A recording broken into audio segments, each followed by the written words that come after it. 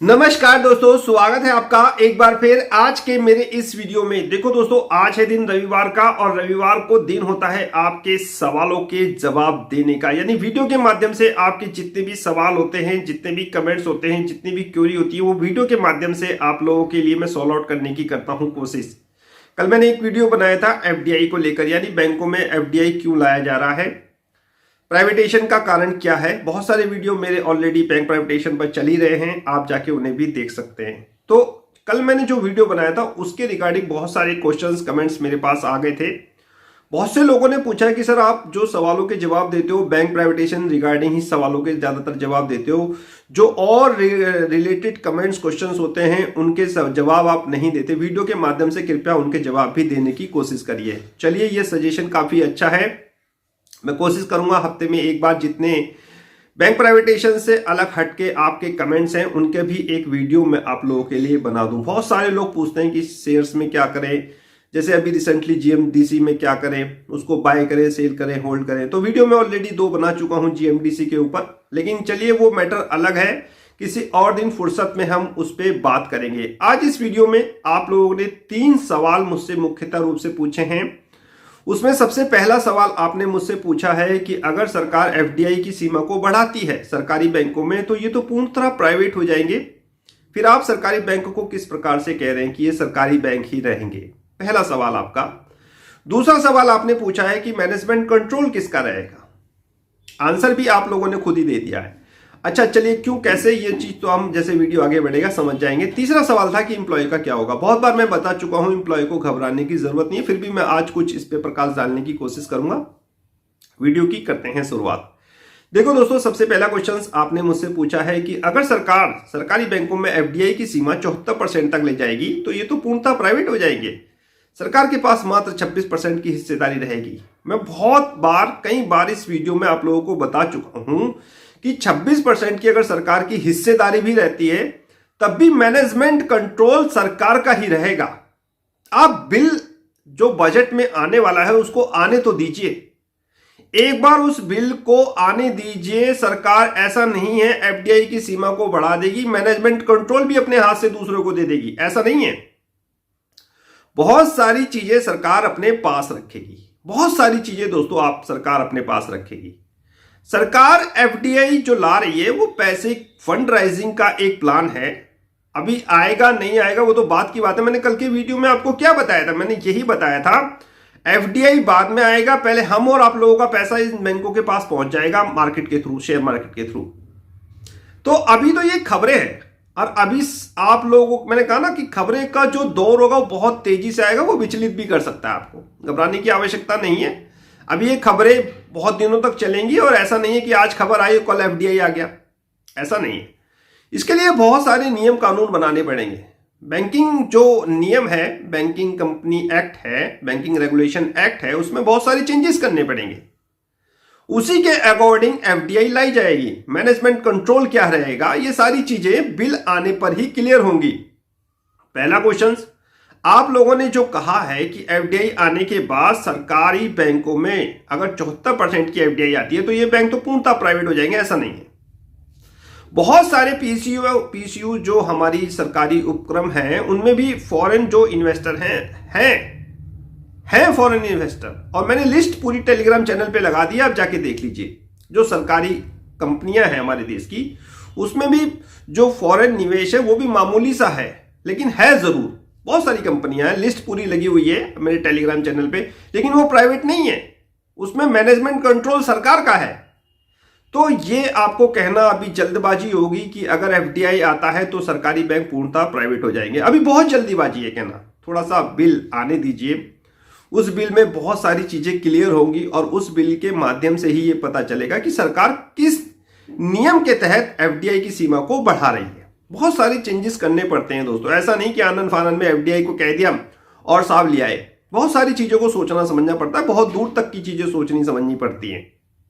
तो पहले का, मेरे ख्याल से पहले सवाल का जवाब आप लोगों को मिल गया होगा कि ऐसा नहीं है कि एफडीआई आने से बैंकों का प्राइवेटेशन हो जाएगा, ऐसा नहीं है। जब तक बिल नहीं आएगा मैनेजमेंट कंट्रोल मेन होता है, मैनेजमेंट कंट्रोल किसके पास रहेगा ये चीज देखने को है। बहुत सारे प्राइवेट बैंकों में एफडीआई है, FII के निवेश हैं वहां पर भी, लेकिन मैनेजमेंट कंट्रोल किसका है? वोटिंग अधिकार किसका है? वोटिंग का मैंने एक वीडियो भी बना रखा है, 26% का कोटक ने जो केस जीता था उस पर भी मैंने एक वीडियो बना रखा, वो वीडियो जाके देख लीजिए कि RBI का ट्विस्ट। वो वीडियो बहुत जरूरी है देखना। मैंने कहा ना, हर वीडियो का लिंक पिछले वीडियो से जुड़ा हुआ होता है। अगर आज आप वीडियो देख रहे होंगे तो आपको बहुत सारी चीजें समझ में नहीं आएंगी, पिछला वीडियो देखिए, स्टेप बाय स्टेप चलिए, आपको सारी चीजें समझ में आएंगी। तो भैया अभी आपको घबराने की, विचलित होने की आवश्यकता नहीं है। ये मत सोचिए कि अगर FDI आएगा तो प्राइवेट हो जाएंगे, ऐसा हो जाएगा, वैसा हो जाएगा। अभी कुछ नहीं कहना, जल्दीबाजी है, बहुत जल्दीबाजी है कहना। 12 बैंक है, 12 में से 6 सरकार को ऑटोमेटिकली गवर्नमेंट रखने ही रखने हैं, गवर्नमेंट की पूर्णता वहां पे हिस्सेदारी रहेगी। बचे 6 बैंकों में अगर सरकार 10-10% की भी FDI लेके आती है तब भी वो फंड राइजिंग अच्छा खासा कर लेगी। और उससे पहले हम लोग, आप बैठे हैं FDI की खबर में, अब देखना आप इन सरकारी बैंकों में किस तरह का धमाल मचने वाला है आने वाले कुछ समय में। और वो रिएक्शन दिख भी रहा है। कैनरा बैंक साहब 200 से 227 के आसपास हो गया है, यूनियन बैंक 41-42 के आसपास से 45-46 के आसपास हो गया। अभी और ऊपर तेजी आनी बाकी है, और मैंने बता रखा है ये तेजी क्यों आएगी। बहुत सारे कारण सरकारी बैंकों के पीछे चल रहे हैं। दूसरा कारण है कि मैनेजमेंट कंट्रोल किसके पास रहेगा। जो दूसरा सवाल है, कारण नहीं है, दूसरा सवाल आप लोगों ने मुझसे पूछा है, मैनेजमेंट कंट्रोल किसके पास रहेगा। आपने खुद ही जवाब दे दिया, जब तक बिल नहीं आएगा ये चीज अभी संशय में ही बनी रहेगी। मैनेजमेंट कंट्रोल की तो सारी बात है। तो मैंने आपसे कहा है कि बिल आने दीजिए, जो ये बिल आएगा उसी के आधार पर तय होगा मैनेजमेंट कंट्रोल किसका रहेगा। जिसका मैनेजमेंट कंट्रोल रहेगा बैंक उसी का ही होएगा। सरकार का मैनेजमेंट कंट्रोल है तो सरकारी है, ठीक है साहब। और यदि FDI लेके भी आ रही है सरकार तो मामूली सा FDI लिमिट होगा सरकारी बैंकों में, फंड का राइजिंग भी हो जाएगा, पैसे भी आ जाएंगे, और मैनेजमेंट कंट्रोल सरकार के पास भी रहेगा। आप देखते रहिए, थोड़ा सा सब्र रखिए, थोड़ा सा बिल आने दीजिए, उसके बाद ही सारी चीजें क्लियर होती हुई आप लोगों को समझ में आ जाएगी। मैनेजमेंट कंट्रोल ही मुख्य है। और तीसरा क्वेश्चन मुख्यतः रूप से आपने मुझसे पूछा है कि सर एम्प्लॉय का क्या होगा। कई बार मैं अपने वीडियो के माध्यम से आप लोगों को बता चुका हूं, हमारी जो फाइनेंस मिनिस्टर हैं वो भी आपको आश्वस्त कर चुकी हैं कि घबराने की, विचलित होने की कोई आवश्यकता नहीं है। हम 6 बैंक ऑलरेडी गवर्नमेंट के रखने वाले हैं और उनका जो नेटवर्क होगा वो काफी बड़ा होगा। आप इंडिया को आने वाले कुछ समय में बहुत तेजी के साथ विकसित होते हुए देखोगे। थोड़ा कोरोना कूल डाउन होने दीजिए। इन बैंकों की जो ब्रांचेस हैं उनको बहुत सारी आवश्यकता पड़ेगी, बहुत सारी बैंकों को अपनी ब्रांच खोलने की आवश्यकता पड़ेगी, बहुत सारा इंफ्रास्ट्रक्चर चाहिए, बहुत सारे लोग चाहिए जो इन बैंकों में काम करें। तो अभी थोड़ा सा जल्दीबाजी में कुछ नहीं होगा, थोड़ा स्टेप बाय स्टेप होगा। एक तो कोरोना काल चल रहा है, इसने सारा कुछ बंदिशें लगा रखी हैं साहब, थोड़ा सा इसको कूल डाउन हो जाने दीजिए, फिर देखिए कि हमारी जो GDP है वो किस रफ्तार से दौड़ेगी साहब। वर्ल्ड में जो GDP का उठान आया है ना कोरोना के बाद, सबसे तेज विकास दर हासिल करी है हमारे भारत देश ने, सबसे तेज। और अगर सबसे तेज ना भी करी होगी ना तो अच्छी खासी मेरे ख्याल से रिकवरी दिखाई है भारत ने, 8 से और 9 के बीच में रिकवरी हुई है। तो इन चीजों को थोड़ा समझना चाहिए। मतलब कुल मिला के सबसे तेज का मतलब आप ये मत निकाल लेना, कमेंट्स ये मत कर लेना कि नहीं सर चाइना ने सबसे तेज रिकवरी करी है, बांग्लादेश ने सबसे तेज रिकवरी करी है। भैया मेरा एक एग्जाम्पल था आप लोगों को समझाना कि रिकवरी यहां भी हुई है और बहुत तेजी के साथ हुई है। तो जब GDP इतनी तेजी के साथ रिकवर होगी, ब्रांचों को, बैंकों को आवश्यकता होगी नई नई ब्रांच खोलने की, लोन बुक उनकी बढ़ेगी, तो बहुत सारे कारण होंगे। तो सरकार को जब 6 बैंक रखने हैं तो आप लोगों को घबराने की और चिंता करने की कोई आवश्यकता नहीं है। यानी कि किसी भी एम्प्लॉय को, किसी भी कर्मचारी को घबराने की कोई आवश्यकता नहीं है। हमारी फाइनेंस मिनिस्टर ऑलरेडी आप लोगों को आश्वस्त कर चुकी हैं। बहुत सारे विकल्प हैं, आप लोगों की जॉब बिल्कुल सुरक्षित है, चाहे कोई IDBI में है, चाहे IDFC में है, चाहे वो PSU सरकारी बैंक में है, आपकी जॉब पूर्णतः सुरक्षित है। बात जो चौथा क्वेश्चन भी मेरे से पूछा गया है उसका मैंने अपने थंबनेल पे डिक्लेयर मेरे ख्याल से मेंशन नहीं करा है।